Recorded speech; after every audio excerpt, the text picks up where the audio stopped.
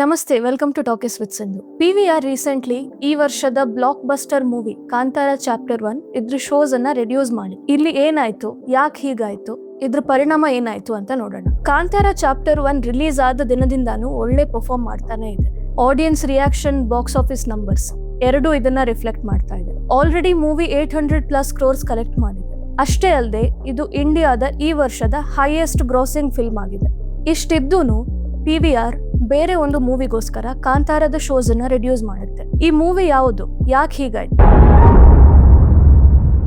ಆಯುಷ್ಮಾನ್ ಖುರಾನಾ ಮತ್ತೆ ರಶ್ಮಿಕಾ ಮಂದಣ್ಣ ಅವರು ಲೀಡ್ ಮಾಡಿರೋ ತಮ್ಮ ಮೂವಿ ಇತ್ತೀಚೆಗೆ ರಿಲೀಸ್ ಆಯ್ತು. PVR ಐನಾಕ್ಸ್ ಈ ಮೂವಿನ ಎಷ್ಟೋ ಟೆರಿಟರೀಸ್ ಅಲ್ಲಿ ಇನ್ಕ್ಲೂಡಿಂಗ್ ಸೌತ್ ಇಂಡಿಯಾ ಡಿಸ್ಟ್ರಿಬ್ಯೂಟ್ ಮಾಡ್ತಾ ಇದೆ. ಹೀಗಾಗಿ ಸೌತ್ ಇಂಡಿಯಾದಲ್ಲಿ ಕಾಂತಾರ ಚಾಪ್ಟರ್ 1 ಶೋಸ್ ಅನ್ನ ರೆಡ್ಯೂಸ್ ಮಾಡಿ ಅದ್ರ ಸ್ಕ್ರೀನ್ಸ್ ಅನ್ನ ತಮಗೆ ಅಲೋಕೇಟ್ ಮಾಡ್ತಾ ಇದ್ರು. ಯೂಶಲಿ ಹೀಗೆ ಯಾವಾಗ ಆಗುತ್ತಂದ್ರೆ, ಒಂದು movie is no longer performing well, ಅಂದ್ರೆ ಜನರು ಥಿಯೇಟರ್ ಗೆ ಬರೋದು ಸ್ಟಾಪ್ ಆಗಿದೆ ಆ ಮೂವಿಗೆ, ಅಥವಾ ತುಂಬಾ ಕಮ್ಮಿ ಶೋಸ್ ಬುಕ್ ಆಗ್ತಿದೆ. ಈ ತರ ಇರುವಾಗ ಒಂದು ಸೇಮ್ ರಿಲೀಸ್ ವಿಂಡೋ ಅಲ್ಲಿ ರಿಲೀಸ್ ಆದ ಮೂವಿ ಚೆನ್ನಾಗಿ ಪರ್ಫಾರ್ಮ್ ಮಾಡ್ತಾ ಇದ್ರೆ, ಅಥವಾ ಬೇರೆ ಯಾವ್ದಾದ್ರು ಮೂವಿ ಆಗಷ್ಟೇ ರಿಲೀಸ್ ಆಗಿ ಅದಕ್ಕೆ ಇನ್ನೂ ಜಾಸ್ತಿ ಡಿಮಾಂಡ್ ಇದ್ರೆ ಇದ್ರ ಶೋಸ್ ಅನ್ನ ಕಮ್ಮಿ ಮಾಡ್ತಾರೆ. ಆದ್ರೆ ಇಲ್ಲಿ ಕಾಂತಾರ ಚಾಪ್ಟರ್ 1 ಇನ್ನೂ ಒಂದು ಬ್ಲಾಕ್ ಬಸ್ಟರ್ ಆಗೇ ಇತ್ತು. ಸೊ ಯಾಕೆ ಹೀಗಾಯ್ತು?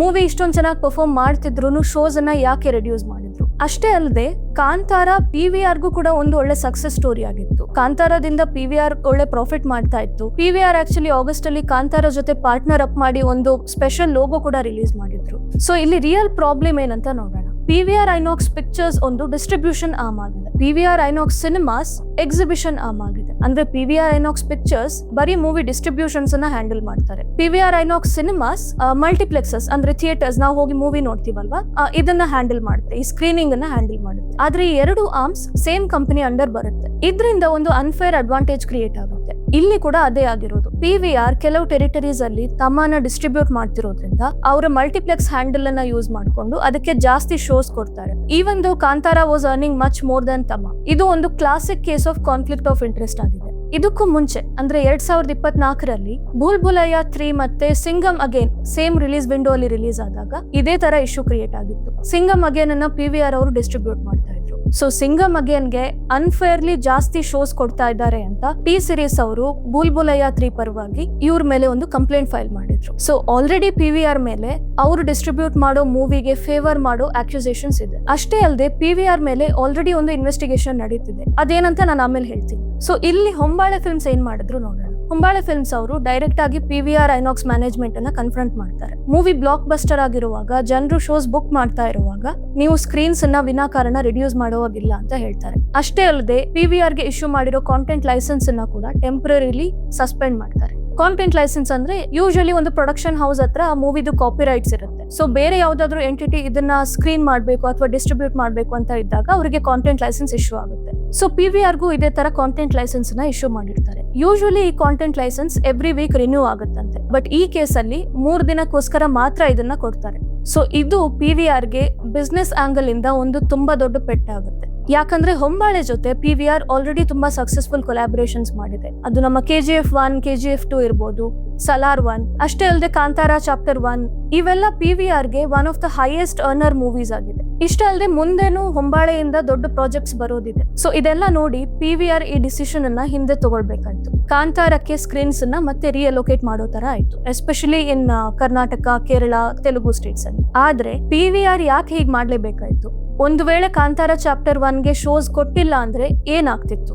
ಒಂದು ಫೈನಾನ್ಷಿಯಲ್ ಸೆನ್ಸ್ ಅಲ್ಲಿ ನೋಡೋದಾದ್ರೆ ಕಾಂತಾರ ಆಲ್ರೆಡಿ ತಮಗಿಂತ ಜಾಸ್ತಿ ಅರ್ನ್ ಮಾಡ್ತಾ ಇತ್ತು. 3rd ವೀಕೆಂಡ್ 4th ವೀಕೆಂಡ್ ಇದ್ರೂನು 10 to 20 ಕ್ರೋರ್ಸ್ ಅರ್ನ್ ಮಾಡ್ತಾ ಇತ್ತು. So even in business sense Kantara PVR ಗೆ ಜಾಸ್ತಿ ಪ್ರಾಫಿಟ್ ಮಾಡಿ ಕೊಡ್ತಾ ಇತ್ತು. ನೆಕ್ಸ್ಟ್ ಹೊಂಬಾಳೆಯ ಫ್ಯೂಚರ್ ಪ್ರಾಜೆಕ್ಟ್ಸ್. ನಾನು ಆಲ್ರೆಡಿ ಹೇಳಿರೋ ತರ ಹೊಂಬಾಳೆ ಸಲಾರ್ 2 ನ ನೆಕ್ಸ್ಟ್ ಪ್ರೊಡ್ಯೂಸ್ ಮಾಡ್ತಾ ಇದೆ. ಅಂಡ್ ಸಲಾರ್ 2 ಇಂಡಿಯಾದಲ್ಲಿ one of the biggest projects ಆಗೋ ಚಾನ್ಸಸ್ ಇದೆ. ಅಷ್ಟೇ ಅಲ್ಲದೆ ಹೊಂಬಾಳೆ ಇನ್ನೂ ಕೆಲವು ದೊಡ್ಡ ಪ್ರಾಜೆಕ್ಟ್ಸ್ ಅನ್ನ ಲೈನ್ ಅಪ್ ಮಾಡ್ಕೊಂಡಿದೆ. KGF 3, ನಮ್ಮ ಕಾಂತಾರ ಚಾಪ್ಟರ್ 2, ಮಹಾವತಾರ ಸೀರೀಸ್, ಹೀಗೆ ದೊಡ್ಡ ದೊಡ್ಡ ಮೂವೀಸ್ ಅನ್ನ ಹೊಂಬಾಳೆ ಫಿಲ್ಮ್ಸ್ ಪ್ರೊಡ್ಯೂಸ್ ಮಾಡ್ತಾ ಇದೆ. ಹೀಗಿರುವಾಗ ಹೊಂಬಾಳೆ ಜೊತೆ ರಿಲೇಶನ್ಶಿಪ್ ರಿಸ್ಕ್ ಮಾಡೋದು is not a wise decision for PVR. Next public sentiment. ಈ ವಿಷಯ ಇವಾಗ ಎಷ್ಟೋ ಜನರಿಗೆ ಗೊತ್ತಿಲ್ಲ. In case Kantara chapter 1 shows reduce ಆಗಿದ್ರೆ ಜನರಿಗೆ ಈ ವಿಷಯ ಗೊತ್ತಾಗಿರೋದು. ಇದರಿಂದ ಪಬ್ಲಿಕ್ ಸೆಂಟಿಮೆಂಟ್ ಹರ್ಟ್ ಆಗ್ತಿತ್ತು, ಸೋಷಿಯಲ್ ಮೀಡಿಯಾದಲ್ಲಿ ಔಟ್ರೇಜ್ ಕ್ರಿಯೇಟ್ ಆಗ್ತಿತ್ತು. ಇದಕ್ಕೂ ಮುಂಚೆ ಬಾಯ್ಕಾಟ್ PVR ಅಂತ ಹ್ಯಾಶ್ ಟ್ಯಾಗ್ಸ್ ಎಲ್ಲ ಸೋಷಿಯಲ್ ಮೀಡಿಯಾದಲ್ಲಿ ಟ್ರೆಂಡ್ ಆಗಿದೆ. ಅದೇ ತರ ಇನ್ನೊಂದ್ಸಲ ಆಗ್ತಿತ್ತೇನೋ. ಸೊ ಓವರ್ ಆಲ್ ಇದು PVR ಗೆ ಒಂದು ಬ್ಯಾಡ್ PR ಆಗ್ತಿತ್ತು. ಇನ್ನೊಂದು ಇಂಪಾರ್ಟೆಂಟ್ ವಿಷಯ, ಆಲ್ರೆಡಿ PVR ಮೇಲೆ ಲೀಗಲ್ ಪ್ರೆಷರ್ ಇದೆ. ನಾನು ಅವಾಗ್ಲೇ ಹೇಳಿರೋ ತರ ಇವ್ರ ಮೇಲೆ ಒಂದು ವಿಷಯಕ್ಕೆ ಇನ್ವೆಸ್ಟಿಗೇಷನ್ ಆಗ್ತಾ ಇದೆ. ಇದು ವರ್ಚುವಲ್ ಪ್ರಿಂಟ್ ಫೀ ಬಗ್ಗೆ ಆಗಿದೆ. ವರ್ಚುವಲ್ ಪ್ರಿಂಟ್ ಫೀ ಏನಂತ ನೋಡೋಣ. ಇದು ಮೂವೀಸ್ ಅನ್ನ ಮುಂಚೆ ಅನಲಾಗ್ ಟು ಡಿಜಿಟಲ್ ಕನ್ವರ್ಟ್ ಮಾಡಕ್ಕೆ, ಅಂದ್ರೆ ಅವಾಗ ಮೂವೀಸ್ ರೀಲ್ಸ್ ಅಲ್ಲಿ ಶೂಟ್ ಆಗ್ತಿತ್ತು. ಸೊ ಇದರಿಂದ ಡಿಜಿಟಲ್ ಫಾರ್ಮ್ ಗೆ ಕನ್ವರ್ಟ್ ಮಾಡಕ್ಕೆ ಒಂದಷ್ಟು ಇನ್ವೆಸ್ಟ್ಮೆಂಟ್ ಬೇಕಾಗ್ತಿತ್ತು. ಸೊ ಅದನ್ನ ವರ್ಚುವಲ್ ಪ್ರಿಂಟ್ ಫೀ ಅಂತ ಚಾರ್ಜ್ ಮಾಡ್ತಿದ್ರು. ಆದ್ರೆ ಈ ಪ್ರೋಸೆಸ್ ಅರೌಂಡ್ 2014-15 ಅಲ್ಲೇ ಸ್ಟಾಪ್ ಆಗಿದೆ. ಡಿಜಿಟಲ್ ಕ್ಯಾಮೆರಾಸ್ ಮೇನ್ ಸ್ಟ್ರೀಮ್ ಬಂದ ಮೇಲೆ ಈ ಫೀ ಸ್ಟಾಪ್ ಆಗ್ಬೇಕಾಗಿತ್ತು. ಆದ್ರೆ PVR ಇನ್ನೂ ಕೂಡ ಇದನ್ನ ಚಾರ್ಜ್ ಮಾಡ್ತಾ ಇದೆ. ಇನ್ನೊಂದು ಇಂಟ್ರೆಸ್ಟಿಂಗ್ ವಿಷಯ ಏನಂದ್ರೆ, ದೊಡ್ಡ ಪ್ರೊಡಕ್ಷನ್ ಹೌಸಸ್ಗೆ ಈ ಫೀನ ವೇವ್ ಆಫ್ ಮಾಡಿ ಸಣ್ಣ ಪ್ರೊಡ್ಯೂಸರ್ಸ್ ಮಾತ್ರ ಈ ಫೀನ ಪೇ ಮಾಡೋ ತರ ಆಗ್ತಿದೆ. ಅಂಡ್ ಸಣ್ಣ ಪ್ರೊಡ್ಯೂಸರ್ಸ್ಗೆ ಬೇರೆ ಯಾವುದೇ ವೇ ಇಲ್ಲ. ಅವರ ಮೂವಿ ಸ್ಕ್ರೀನ್ ಆಗ್ಬೇಕಾದ್ರೆ ಅವ್ರು ಇದನ್ನ ಮಾಡ್ಲೇಬೇಕಾಗುತ್ತೆ.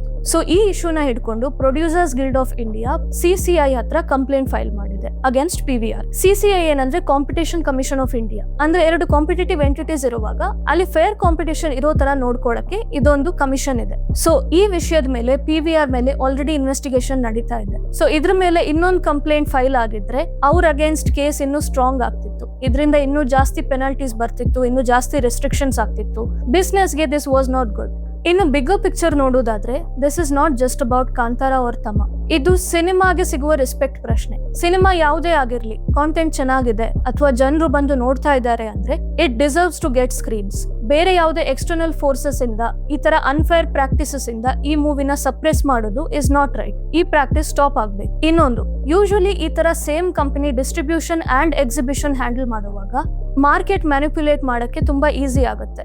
ಇದರಿಂದ ಎಸ್ಪೆಷಲಿ ಸಣ್ಣ ಪ್ರೊಡ್ಯೂಸರ್ಸ್ಗೆ ತುಂಬಾ ಪ್ರಾಬ್ಲಮ್ ಆಗುತ್ತೆ. ಸೊ ಇಲ್ಲೂ ಒಂದು ರೆಗ್ಯುಲೇಟರಿ ಇಂಟರ್ವೆನ್ಷನ್ ಬೇಕು.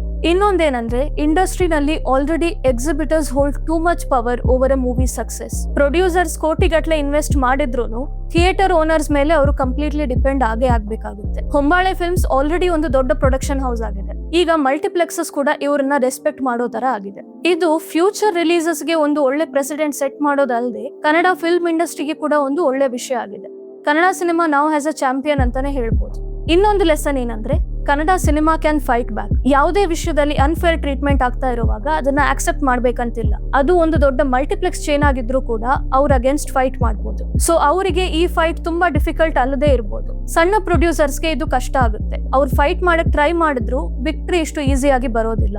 ಇಂಥ ಸಿಚುವೇಶನ್ಸ್ ಅಲ್ಲೇ ಇಂಡಸ್ಟ್ರಿ ಯೂನಿಟಿ ಮ್ಯಾಟರ್ಸ್. ಸಣ್ಣ ಪ್ರೊಡ್ಯೂಸರ್ಸ್ಗೆ ಸಪೋರ್ಟ್ ಮಾಡಿ ದೊಡ್ಡ ಪ್ರೊಡಕ್ಷನ್ ಹೌಸಸ್ ನಿಲ್ಬೇಕು. And most importantly entire industry ಒಟ್ಟಾಗಿ ಈ ತರ ಅನ್ಫೇರ್ ಟ್ರೀಟ್ಮೆಂಟ್ಸ್ ಅಗೇನ್ಸ್ಟ್ ಫೈಟ್ ಮಾಡ್ಬೇಕು. ಆವಾಗ್ಲೇ ಇಂಡಸ್ಟ್ರಿ ಬೆಳೆಯೋದು. ಒಂದು ಕಂಪನಿ ಡಿಸ್ಟ್ರಿಬ್ಯೂಷನ್, ಎಕ್ಸಿಬಿಷನ್ ಇದೆರಡನ್ನು ಹ್ಯಾಂಡಲ್ ಮಾಡೋದು ಸರಿಯಾ, ಅಥವಾ ಈ ತರ ಇರುವಾಗ ಇಲ್ಲಿ ಏನ್ ರೆಗ್ಯುಲೇಷನ್ಸ್ ಅಪ್ಲೈ ಆಗ್ಬೇಕಾಗುತ್ತೆ? ನಿಮ್ಮ ಥಾಟ್ಸ್ ಅನ್ನ ನನಗೆ ಕಾಮೆಂಟ್ ಮಾಡಿ ಹೇಳಿ. ವಿಡಿಯೋ ನಿಮ್ಗೆ ಯೂಸ್ಫುಲ್ ಅಂತ ಅನಿಸಿದ್ರೆ ಲೈಕ್ ಮಾಡಿ, ಚಾನೆಲ್ಗೆ ಸಬ್ಸ್ಕ್ರೈಬ್ ಮಾಡಿ. Thank you. ಬೇಗ ಸಿಗುವ.